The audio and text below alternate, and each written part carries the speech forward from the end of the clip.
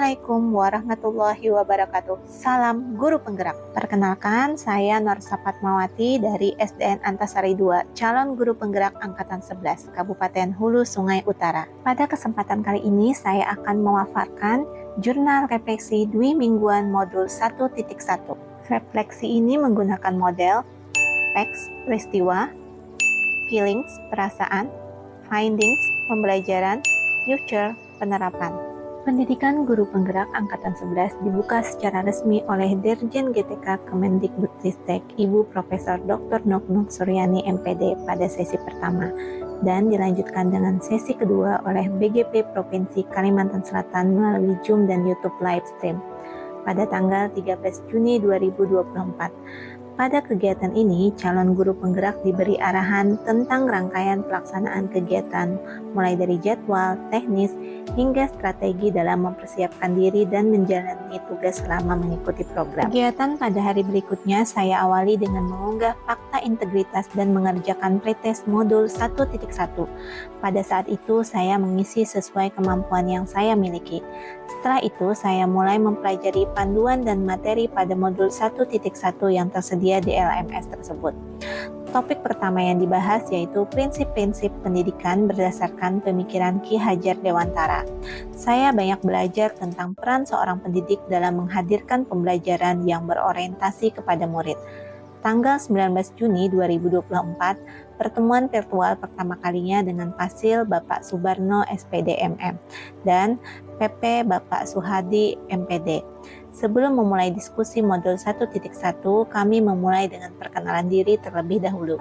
Kemudian, Fasil membimbing kami cara penggunaan LMS di platform Merdeka Mengajar. Pada hari Minggu, tanggal 23 Juni 2024, saya mengikuti lokakarya orientasi bersama Kepala Sekolah dan Pengawas yang dibuka oleh BGP Provinsi Kalimantan Selatan dan di sisi 2 dipandu langsung oleh pengajar praktek. Kemudian diberikan penguatan lagi oleh Kepala Dinas Pendidikan dan Kebudayaan Bapak Jumadi SKPMT pada acara penutupan lokakarya orientasi. Kegiatan belajar pada minggu pertama ini juga dibimbing penuh oleh fasilitator dan pengajar praktek melalui forum diskusi, ruang kolaborasi dan elaborasi serta aksi nyata.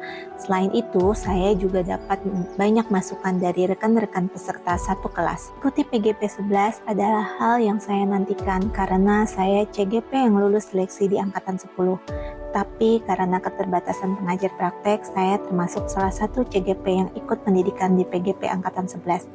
Hal tersebut berbanding terbalik ketika saya menerima surat penetapan PGP angkatan 11 ada nama saya. Awalnya saya ragu untuk bersedia mengikutinya karena qadarullah saya menerima surat penetapan PGP angkatan 11 sehari setelah suami saya meninggal dunia. Rasanya masih belum siap untuk melakukan aktivitas seperti biasa. Apalagi dengan jadwal yang padat, saya takut tidak bisa mengikuti due date yang terlampir pada jadwal dengan kondisi saya yang saat ini double peran untuk anak-anak saya. Kekhawatiran yang lain pun muncul dengan kondisi psikis saya yang tidak sedang baik-baik saja, sehingga saya memutuskan untuk mundur mengikuti PGP ini. Namun, pengajar praktek saya waktu itu memberikan semangat kalau saya bisa. Pada saat pertemuan virtual pertama kalinya, saya bertemu dengan Fasil yang hebat, yang juga memberi saya motivasi. Dan saya beruntung bertemu teman-teman yang memiliki semangat tinggi, sehingga saya juga ikut termotivasi. Pada saat penutupan lokakarya, orientasi, saya juga mendapatkan penguatan dari kata-kata Kepala Dinas Pendidikan dan Kebudayaan Kabupaten Hulu Sungai Utara. Apapun kondisi kalian, lagi senang, kesusahan, lagi berduka, janganlah patah semangat, karena kalian orang yang terpilih mengikuti PGP 11 ini. Tidak semua orang bisa lolos dengan mudah, jadi jangan sia-siakan pendidikan ini. Sedikit demi sedikit semangat itu muncul. Tugas-tugas yang awalnya menjadi beban bagi saya, lambat laun setelah dijalani dan dilaksanakan tidaklah sesulit yang dibayangkan. Saya selalu mendapatkan semangat dari teman-teman satu kelompok, kelas 11-19. Alhamdulillah semua berjalan dengan lancar di modul 1.1 ini. Saya bisa melaksanakan sesuai due date yang terjadwal. Semua berkat dukungan dan doa dari anak-anak, ibu dan adik saya. Rekan calon guru penggerak, fasilitator, dan pengajar praktek adalah orang-orang yang hebat yang sangat menginspirasi. Yang saya dapatkan pada modul 1.1 ini adalah saya belajar menggunakan LMS di platform Merdeka Mengajar, mengikuti setiap alur tugasnya dengan baik. Alur pembelajaran LMS yang dikemas secara merdeka memudahkan saya dalam memahami setiap materi. Merdeka yaitu mulai dari diri, eksplorasi konsep, ruang kolaborasi, demonstrasi kontekstual, koneksi antar materi, dan aksi nyata. Setelah mempelajari modul 1.1, saya mulai memahami pemikiran Ki Hajar Dewantara bahwa pendidikan yang baik merujuk pada kemerdekaan dalam belajar. Menurut Ki Hajar Dewantara, setiap murid memiliki kebutuhan yang berbeda-beda dan cara belajarnya masing-masing, sehingga mereka perlu diberi kebebasan agar dapat menemukan kemerdekaannya dalam belajar.